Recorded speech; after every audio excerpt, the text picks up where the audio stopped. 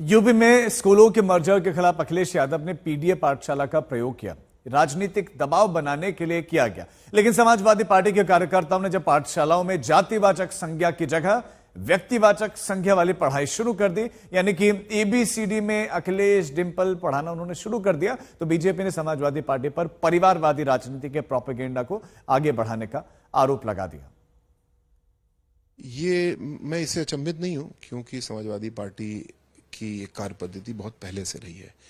वो चाहे सरकारी पदों पे एक ही जाति के लोगों को भरना हो, चाहे अपने नाम को आगे बढ़ाने के लिए लैपटॉप पे चित्र लगाना हो, ऐसी गतिविधियां समाजवादी पार्टी की हमेशा से रही हैं।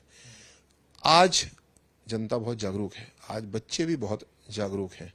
इस तरह की गतिविधियां सरकारी जगहों पे हुई हैं, उस पर तो हम रोक लगा ही देंगे, लेकिन मुझे विश्वास है जो भी इसको सुनता है वो समझता है कि ये लोकतांत्रिक भाव नहीं है, ये भर्त्सना योग है, गलत है। इसको रोकने का भी हम काम करेंगे और साथ साथ हृदय से आलोचना करेंगे कि ये बहुत ही गलत बात है। सवाल ये है कि पाठशाला बंद क्यों? आप शिक्षा को क्यों छीन रहे हैं? शिक्षा का अधिकार का कानून है कि आपको शिक्षा मिलेगी, और फिर ये तय है कि आपके घर के पास हो स्कूल। आप बच्चों को कहाँ भेजना चाहते हैं? शिक्षा पे इन्हें ध्यान नहीं है, इन्हें ध्यान है कि वोट कहाँ पड़ेगा। ये तमाम स्कूल वो बंद किए जहाँ पर बूथ बनते थे और समाजवादी पार्टी जीतती थी। ये पॉलिटिकल डिसीजन है। आप विकसित भारत कैसे बना पाओगे अनपढ़ों के साथ? जो पढ़े लिखे नहीं होंगे विकसित भारत बना दोगे? विश्व गुरु का यही है कि आप पढ़ाई छीन लो गरीबों से। इसमें सब पीडीए के लोगों के साथ भेदभाव हो रहा है, इसीलिए पीडीए पाठशाला चल रही है। मैं बधाई देना चाहता हूँ जो भी कार्यकर्ता हैं, कम से कम ए फॉर सीख तो रहे हैं कुछ। ए फॉर एप्पल पढ़ाएं, ए फॉर एरोप्लेन पढ़ें, ए फॉर किसी नाम पढ़ें, आर फॉर रमन पढ़ें, तो उससे क्या फर्क पड़ता है? ये उनकी घटिया सोच है। जो सरकार विद्यालय बंद करके मदिरालय खोल रही हो, उस सरकार से और कोई अपेक्षा कर भी नहीं सकता। आप विद्यालय बंद करने का, आरटीई में सबको अधिकार है, अगर एक भी बच्चा पढ़ रहा हो गांव में तो सरकार की जिम्मेदारी है उसको पढ़ाना। और आप स्कूलों को बंद कर रहे हैं। प्राइमरी स्कूलों में पीडीए के ही बच्चे पढ़ते हैं अक्सर, अगर आप देखें, व्यवहारिक रूप से देखें, सबसे गरीब तबके के लोग पढ़ते हैं। पीडीए पाठशाला खुलेगा, पीडीए पाठशाला चलेगा, और सरकार आएगी। परसों हम लोगों ने आवाज उठाई, हमारे 5 सांसदों ने बोला, कल थोड़ा सा रोल बैक की है सरकार। हम इस सरकार को मजबूर कर देंगे कि जो पीडीए के खिलाफ नीति चला रही है उस पर रोक लगाए। अगर स्कूल चल रहा है, क्लास चल रही, तो फेल होना निश्चित है परीक्षा में। कुछ फर्स्ट क्लास नहीं मिलने वाला है। कुछ एक्शंस वगैरह इसमें होने चाहिए, आपको लगता है? बीजेपी एक्शन थोड़ी करती है। बीजेपी ना एक्शन करती है ना रिएक्शन करती है। बीजेपी जो है सक्सेशन की तरफ अपने कार्यकर्ताओं, कैडर बेस्ड कार्यकर्ताओं के आधार पर बढ़ती है।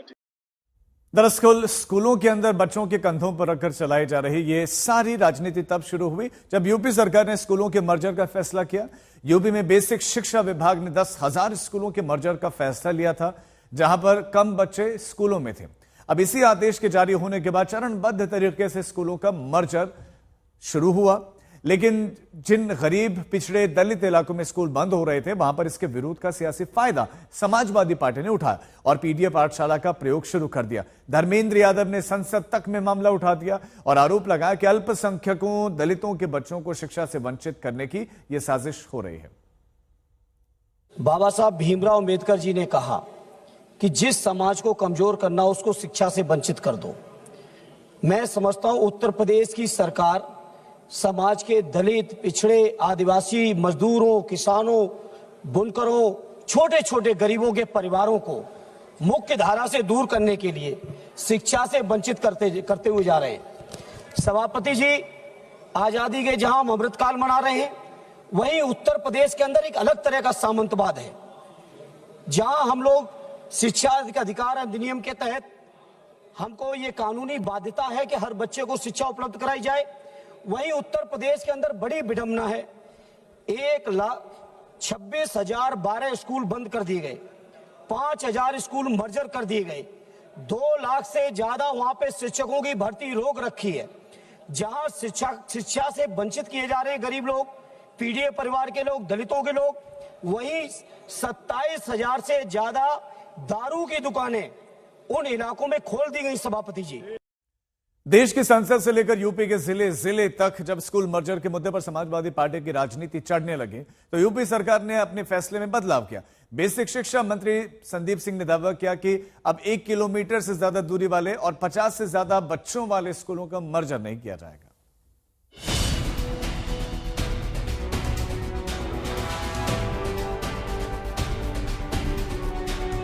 सबसे पहले हमारी प्राथमिकता थी कि सबसे कम छात्र वाले जो विद्यालय हैं और उसके पास में अधिकतम दूरी को तय किया गया है 1 किलोमीटर। 1 किलोमीटर से अधिक की दूरी का कोई भी विद्यालय आपस में मर्ज नहीं किया जाएगा। इसको निर्णय लेकर के और सभी जनपदों में इसकी जानकारी निर्देशित कर दिया गया है। हम सब लोग लगातार इसको सुनिश्चित कर रहे हैं कि कम छात्रों वाले विद्यालयों को, कम संसाधन वाले विद्यालयों को ही मर्ज करके हम उन विद्यालयों में मर्ज करें जहाँ पे अधिक संसाधन उपलब्ध हैं। समाजवादी पार्टी की ओर से पीडीए पाठशाला वाले प्रयोग का दबाव कहें या सरकारी फैसले में जल्दबाजी, लेकिन सरकार ने अब स्कूलों के मर्जर में फूंक फूंक कर कदम रखना शुरू कर दिया है। बेसिक शिक्षा मंत्री ने दावा किया है कि यूपी में 10,000 विद्यालयों को चिन्हित कर पेयरिंग की जा रही है, जिसमें शिक्षकों की उपलब्धता और छात्रों की संख्या को ध्यान में रखकर व्यवस्था बनाई जा रही है। 30 छात्रों पर 1 शिक्षक का मानक रखा गया है और 50 से कम छात्रों वाले विद्यालयों को ही पेयर किया जा रहा है। 1 किलोमीटर से ज्यादा दूरी वाले विद्यालयों की पेयरिंग नहीं होगी। प्रदेश में 1,32,886 बेसिक विद्यालय हैं और सभी स्कूल पूरी तरह चालू रहेंगे।